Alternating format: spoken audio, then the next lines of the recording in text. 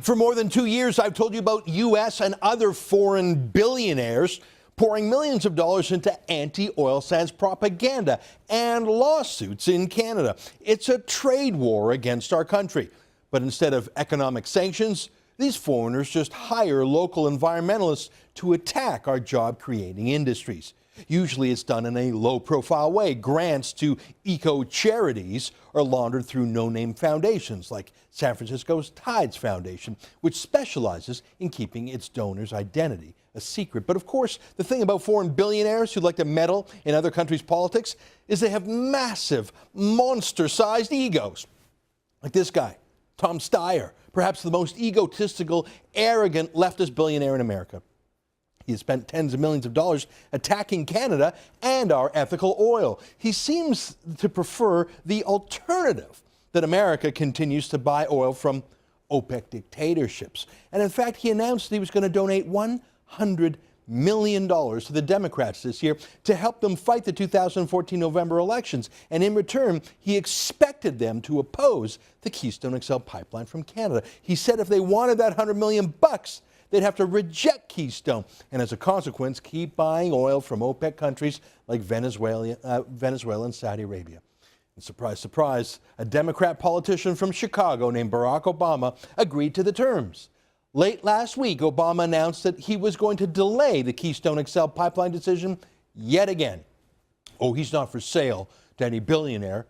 He's just for rent.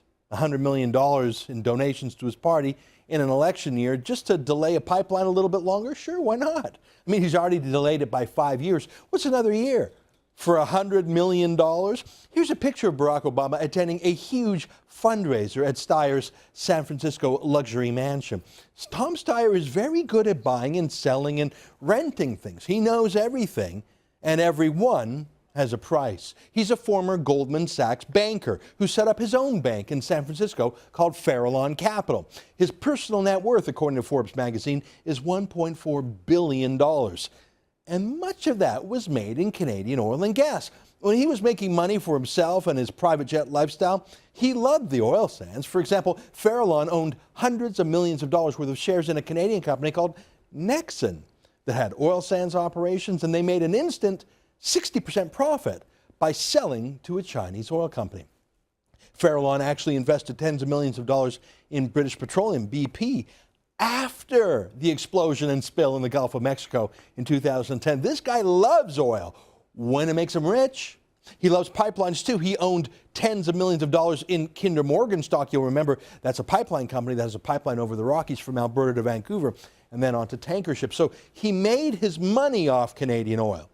But then he retired and decided to attack us.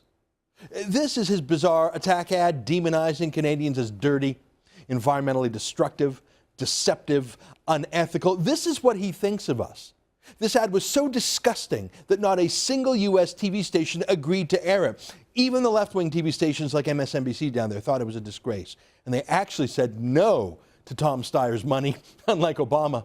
That's how low Steyer is. He's lower than U.S. cable channels.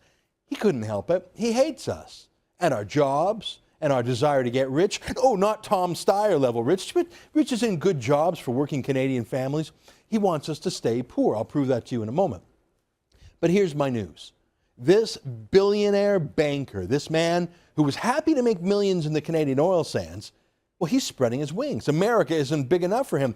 He has come to Canada. In fact, he's already here. He flew by private jet to Vancouver, and today he's in Alberta. I don't think he'll be able to rent our politicians. It's actually illegal for even left-wing politicians in Canada to take foreign money.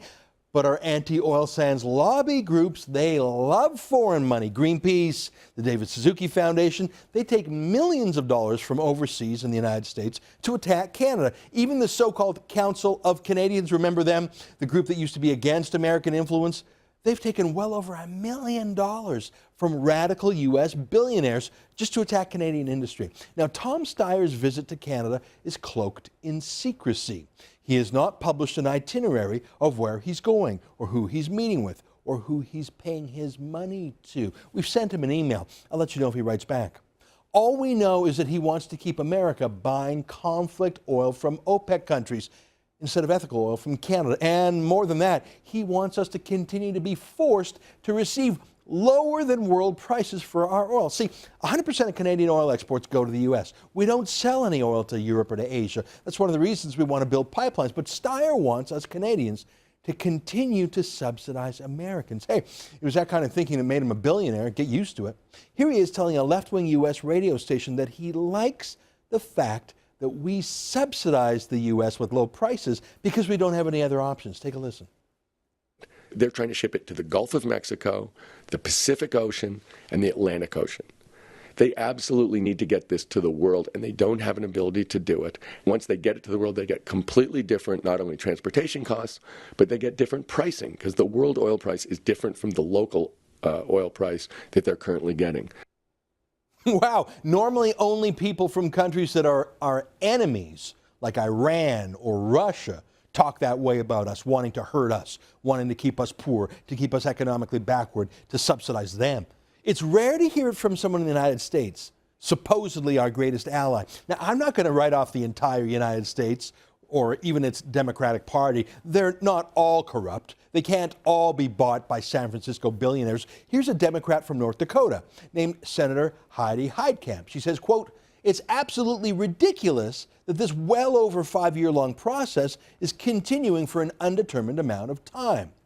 This decision is irresponsible, unnecessary, and unacceptable. The administration is sending a signal that the small minority who oppose the pipeline can tie up the process in court forever." And here's Senator Mary Landrieu, another Democrat from Louisiana, who called it, quote, "irresponsible, unnecessary, and unacceptable, and take decisive action to get this pipeline permit approved." That's what she wants. Well, they're just senators. Tom Steyer is a billionaire donor. I'm not going to call this Obama's war on women. It's more than just a couple of women senators. I'm going to call it a Chicago Democrat just getting paid. Hey, by the way, it's not just these two. The Democrats control the U.S. Senate, but the Senate chamber voted 62-37 in favor of the Keystone Pipeline's approval last year. Most U.S. Democrats want this pipeline. It's just the extremist billionaire from San Francisco and the fundraiser, community organizer in the White House who don't want it. I believe in free speech, by the way.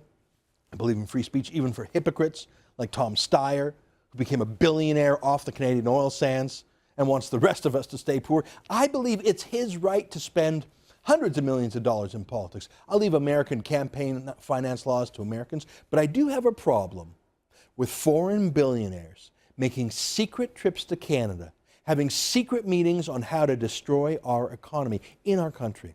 We wouldn't allow an Iranian agent to do it or a Russian agent to do it. I'm not even talking about keeping Tom Steyer out. I'm talking about something very simple: transparency, disclosure.